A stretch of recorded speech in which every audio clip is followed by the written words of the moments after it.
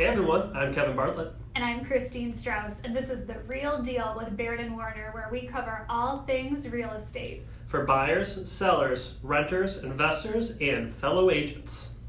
Before we introduce our guest for today, let's take a quick look at this weekend's market activity, and remember to stay tuned to the end of the episode to see what's going on in the world of mortgage. On the listing side, we saw a huge drop in listings this weekend. We haven't been able to say that in a long time. Right. It's kind of been on a downward trend pretty much this entire year. Yeah. So it's good to see those listings come back. We don't know if it's because summer vacations have ended or school has started and people are finally more comfortable listing, but Good sign to see. We hope that continues. Absolutely. And kind of on the flip side of that, so with the buyer activity, we actually saw a huge drop this last weekend. So some of the points, Kevin, that you just brought up there. So we have school coming back, some of those maybe last minute vacations, kind of wrapping things up. We also had some rain and huge humidity this weekend too. So a lot of factors that could have been taking place, but kind of what we were seeing, this was more of like that standard typical market that we were really used to. Yeah. So very curious to see how this continues to progress into the following weekends.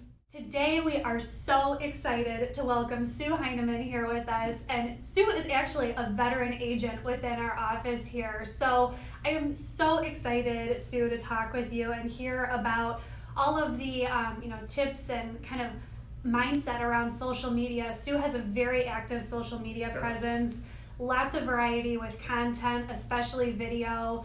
So Sue, I'm so excited to have you here today. Yes, thanks so much for being here. Thank you very much for having me. I'm a 35-year realtor veteran, okay? Yes. So I started many years ago. Things were very different technology-wise. Back in the day, there was nothing online. Right. There wasn't even the internet. We didn't have cell phones. It's going to blow a lot of people's minds. Yes, think about that. Pre-internet world. Pre-internet, pre-cell phones. We didn't have two-way communication with the board to get the MLS. We had books that were printed every 2 weeks, newsprint, black and white photos that were this big. Okay. Oh my gosh. So it really was important to go and see homes, okay, and to actually tour. We did tour for 2 to 3 hours on Tuesdays and Thursdays because now you can look up everything online. You don't need to physically go see a home, okay, for the most part, okay. Occasionally, maybe something. Sure. But we would schedule like 3 hours twice a week just to go preview homes so that you knew what the inventory was. Right, okay. Okay, and now all of our contracts, everything is signed electronically, all of the visuals are out there. Back when I started, literally you would hand the pen to the buyer and you would say, press hard, there's 7 carbonless copies. And then you drive the contract over to the seller's house and meet the listing agent there. Wow. Yes. And now all they do is click. Now it's set. Here's my signature. Oh my gosh. So that has changed a lot. And a lot of the tools that we use, there are a lot of tools in the box for realtors, and some of them that we just talked about, open houses and some other things, open houses for brokers. Some of those things have changed and they're what I would consider an older tool. Sure. Okay, but as newer tools come along, I think that social media is something that has already morphed from where it started to where it's going. And I don't know where it's going to end up, but I see possible changes. Yeah, and it's always changing. Rules and regulations around it, the way that you're using it, the content that you're posting, it's always changing. So yeah, your guess is as good as mine on where it's going to head. And so I've even changed my content. I was very business focused on both my business page and my Instagram account, but I've started to incorporate more personal things in, and I think that people want to get to know you as a person. Right. Okay, and so I've incorporated personal things, events that I've gone to, concerts, out for dinner, my dog, my tomato plant. People love dog My tomato plant actually got quite a lot of likes. Plants are hot right now, I'll tell you. And I do try to incorporate video. I think that people do like video, so I usually do a market update every week on 3 towns that I do a lot of business in, Naperville, Downers, and Darien, and then try to do another video about something related to selling or buying or improving your home. Okay, good. Also, I do try to highlight any open houses, new listings, stagings, and closings that I do. Right. Yeah, So I've incorporated a big mix in there, and I do want to give a shout out to one, Christine, because a year ago when I saw you do the video of the house walkthrough, I thought I could never do this. Oh my so gosh. kudos, thank you. Thank you. Thank you so and much. then, Sue. a big shout out to Michelle Huffley, my co-producer and director, who Previous has helped me. podcast guest. Yes, Michelle. And she is awesome. She has helped me so much with this that I do feel comfortable. And even when I've had public open houses with other agents, Yeah. I've said, okay, I got the video out. I'm going to say we're at the open house here. Right. And it's once you start it, it's so much easier. I was so nervous before. Yes. And now it seems like part of what I should be doing to share that with people that might be interested. Yeah. Well, you were nervous before this, and you sound great right now. Yeah. Thank you. It's getting used to being in. So what? So talking about video a little bit, why do you think video is kind of picking up? Why is it so important right now? Because I think that in today's world, people look to videos for everything they're going to do. Okay, if you want to make an omelet, if you want to plant a garden, where are you going on that? You going to YouTube? Yep. You're going to Google how to plant a garden, how to do a container. Yeah. Exactly. Okay, and if you're going to buy or sell a house, or you're just thinking about it, you're probably going to Google how to buy a house. Right. Yeah. Good point. And I also feel that it's an important way to stay top of mind with clients, friends, potential customers. Yep. And also, I have been in the business a long time, but I stay up to date on what the business is now. And I want my potential clients to know that. I don't want a 40-year-old to be scared off. So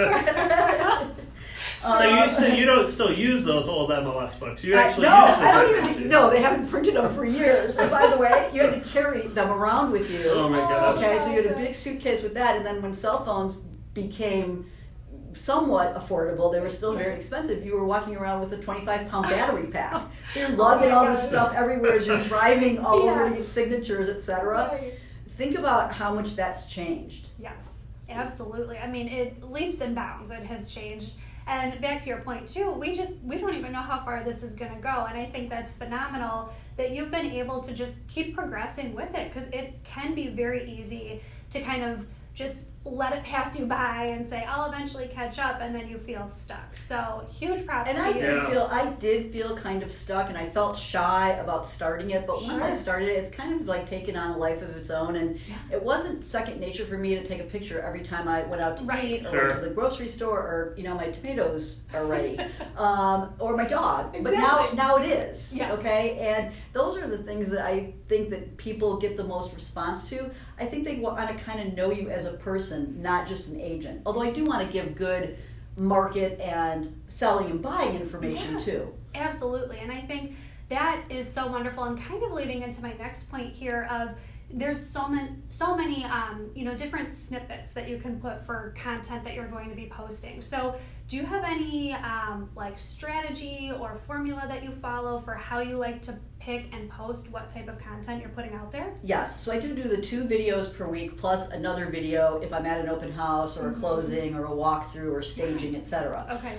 In addition to that, I have my Thoughtful Thursdays, which is an inspirational quote. Okay. On Fridays, I do something that somebody could do over the weekend with Sure. the kids or without the kids, a concert, barbecues, picnics, the arboretum, Yep. things like that. And then on Tuesdays, I do something about home improvement or something around the house. Sure. Okay, it's not even if you're selling, but just home improvement projects that you can do on the weekend. Yeah. I also use KCM, Keeping Current Matters, Right. because they have some really great stats and infographics about buying and selling and trends nationally. Good. And I feel like that's a good resource. A lot of as good well. blogs and articles in there too. Yes. Yeah. Yeah. Good. And That's so that was kind of my strategy, and I try to keep to the same thing every week. Right, which can be very helpful too. So it's not as overwhelming. You just have a little Keep bit it of a consistent. structure. Yeah. Yes, and then I'll throw in if I'm out for dinner or at a concert or something fun. Yeah. Oh, Yeah, and I good. love that personal and business mix, because people need to know they're working with a human being. And if all you're putting out there is business,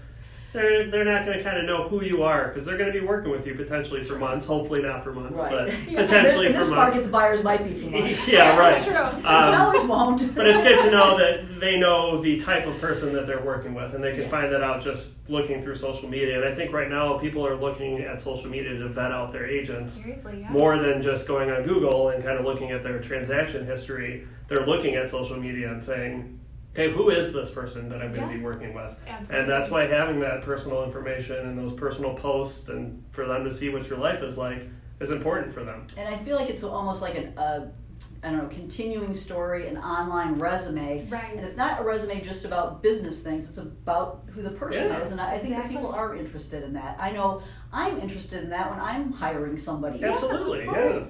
Yeah, I do that too. I agree. Yeah, good.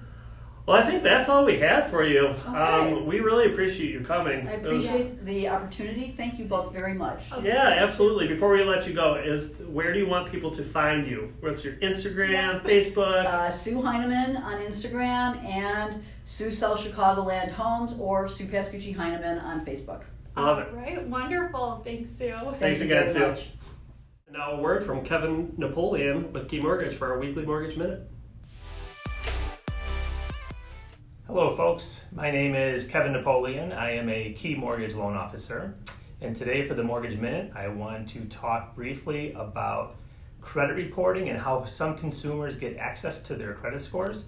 In my day-to-day activities, a lot of people come to me and say, hey, my credit score is 780 or 800, and they're getting this information through a third-party website or various websites. One of the most common ones is Credit Karma. A lot of people also get information from either their bank app or a credit card app, or sometimes even directly through TransUnion or Equifax or Experian. And in many cases, they have different scores than what we get in the mortgage world. The reason is because there is something called a FICO model, and there are various FICO models that exist. The mortgage industry is required to pull credit scores through 3 specific FICO models known as FICO Model 2, 4, and 5, and all the other consumer models use FICO Model number 8. So more often than not, there's a discrepancy between what Credit Karma shows and what we show. One way to track or monitor your scores, if you wanted to do such a thing, you can always go to a really, really good website known as myfico.com. myfico.com. You can actually monitor your credit scores in real timing in the eyes of the mortgage industry. So this is definitely something that's very helpful if you are trying to rebuild credit and get to a level where you qualify for a mortgage loan. You can actually call me directly and say, hey, Kevin, here's my score. Go ahead, pull credit, and boom, you're good to go. If you have any specific questions on this topic, always feel free to reach out. My phone number is area code 630-956-2648. Thank you. We really enjoyed having Sue on with us today to talk about all of the social media tips, how to build that presence, and really the importance of all of those features and that great content. So hopefully you guys found some really great information out of that. Yeah, absolutely. She did a great job. It's a very important topic, very relevant, and it's probably going to stay that way for the foreseeable future. Definitely. Thanks again for joining us. I'm Kevin Bartlett. And I'm Christine Strauss. Catch us next time to hear about The Real Deal.